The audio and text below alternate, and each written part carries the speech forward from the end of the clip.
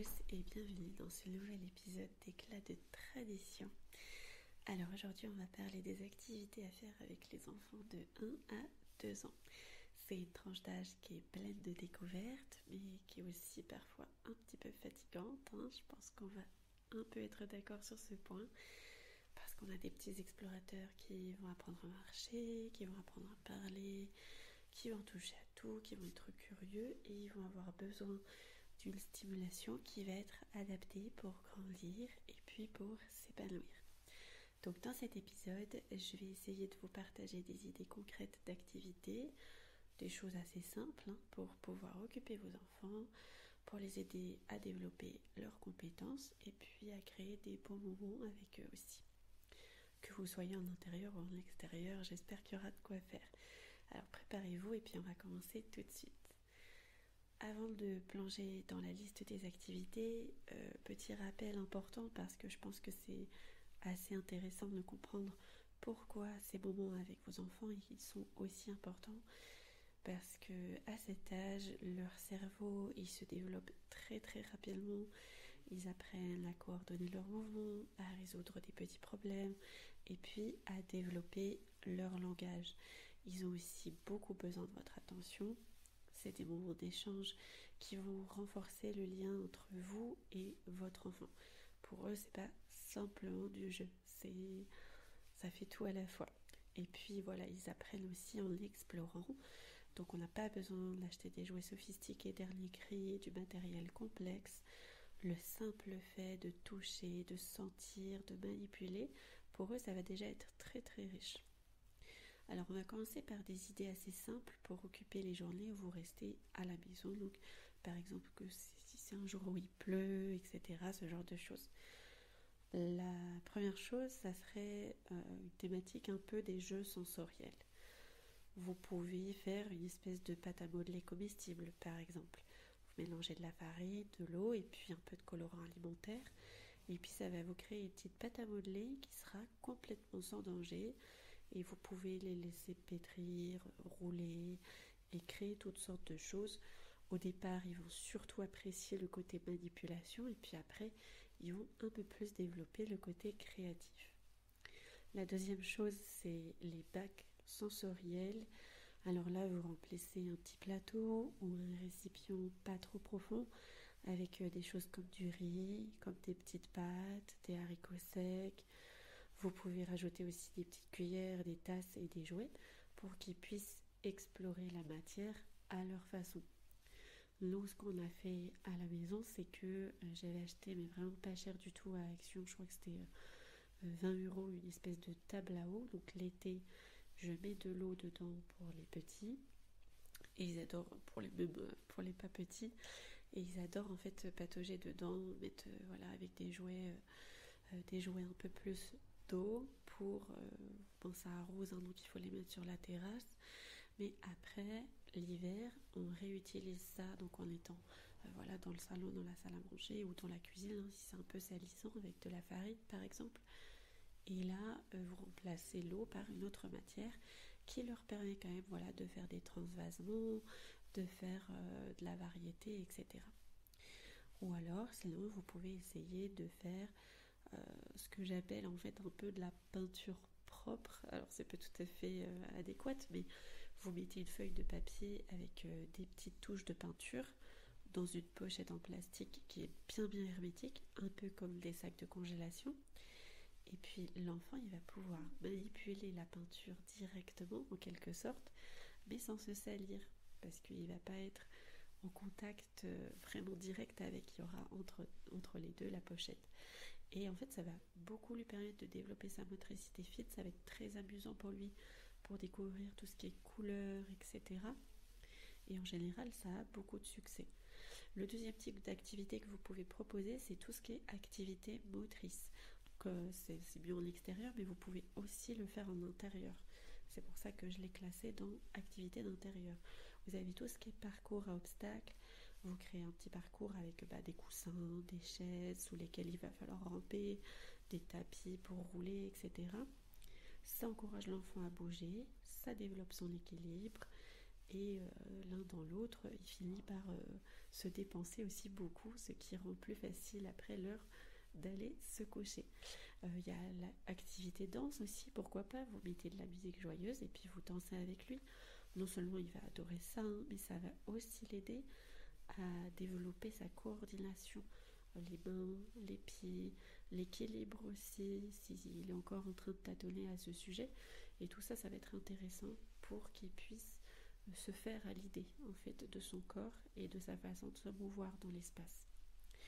Et enfin, le troisième type d'activité d'intérieur que je vous propose, c'est les activités calmes. Donc, c'est-à-dire vous pouvez avoir par exemple une lecture interactive où vous lisez des livres tout simples avec juste des images colorées. Et puis à chaque fois, vous nommez les objets et vous posez des petites questions. Par exemple, où est le chat, etc. Alors, il ne va pas forcément vous répondre, hein, surtout s'il en est qu'à ses balbutiements de langage. Mais parfois, il va faire des petits onomatopées, il va essayer de vous répondre via des gestes.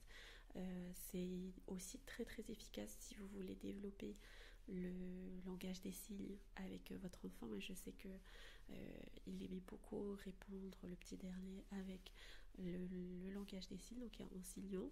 Donc ça peut être aussi sa façon de vous montrer comment il veut s'exprimer, etc. Donc ça peut être aussi sympa. Et puis la dernière activité calme à faire à la maison, c'est la boîte au trésor.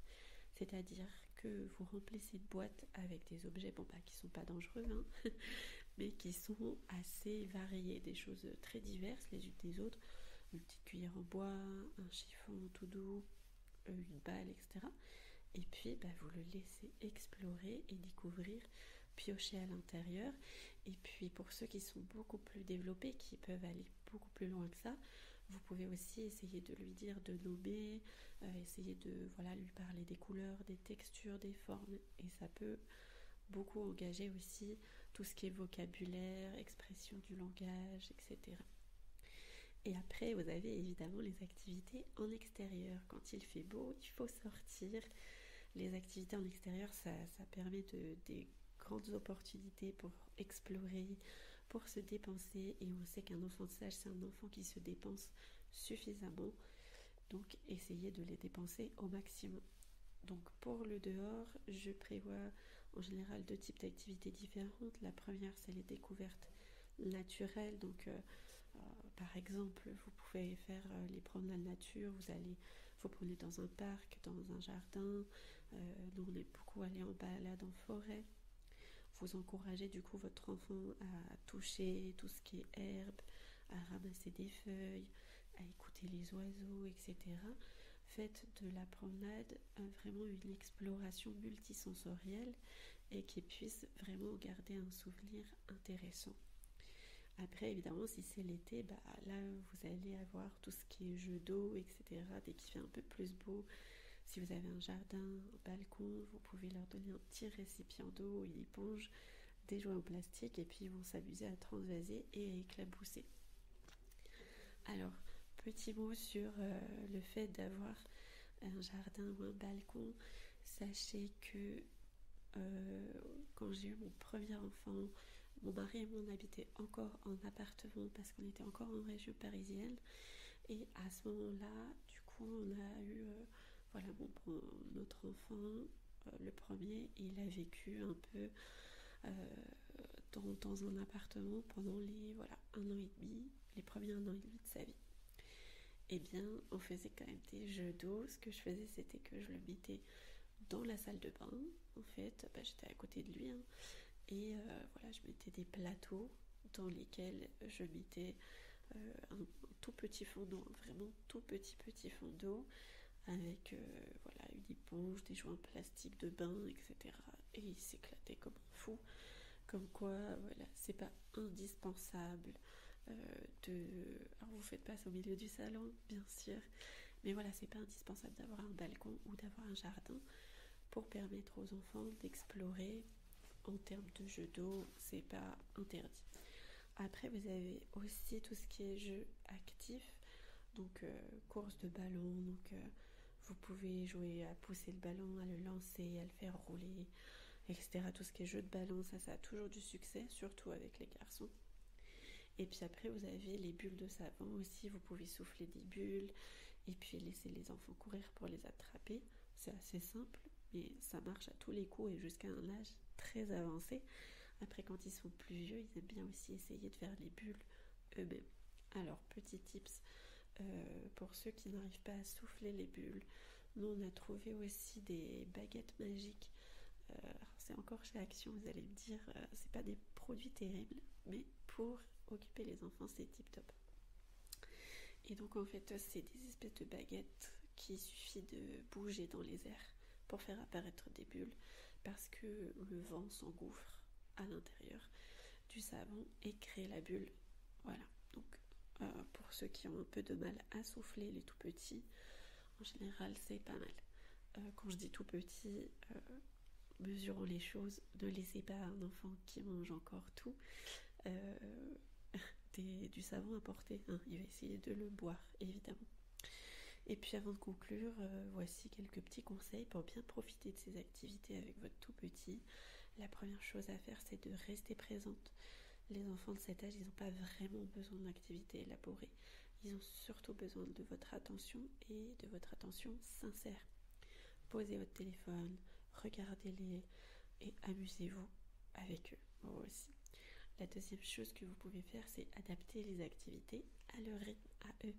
Si votre enfant il a l'air fatigué, s'il a l'air frustré, eh bien laissez-le prendre une pause, quelle que soit la forme que prenne cette pause.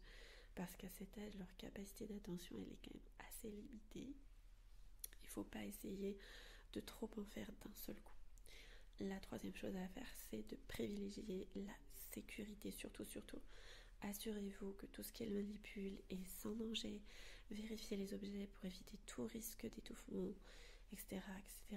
On n'est jamais trop prudent. Et enfin, bien sûr, encouragez leur autonomie. Montrez-leur une activité et puis après, laissez-les essayer en fait un peu tout seuls, par eux-mêmes. Même s'ils ne vont pas le faire parfaitement ou comme vous aviez prévu que ce soit fait, ils vont apprendre en pratiquant. Et voilà, j'espère que cet épisode d'éclat de tradition vous a inspiré pour partager des bons moments avec vos petits bouts de chou. Rappelez-vous que ces activités, ça vise pas du tout à remplir absolument leur journée. Hein. C'est plutôt essayer de leur offrir des occasions d'apprendre, de découvrir et puis de s'amuser en votre compagnie. Si vous avez des idées ou des activités préférées, n'hésitez pas à les partager avec nous. Et puis je vous retrouve très bientôt pour un nouvel épisode.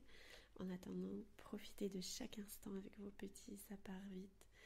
Prenez soin de vous et d'ici la prochaine fois, je vous souhaite beaucoup de bonheur.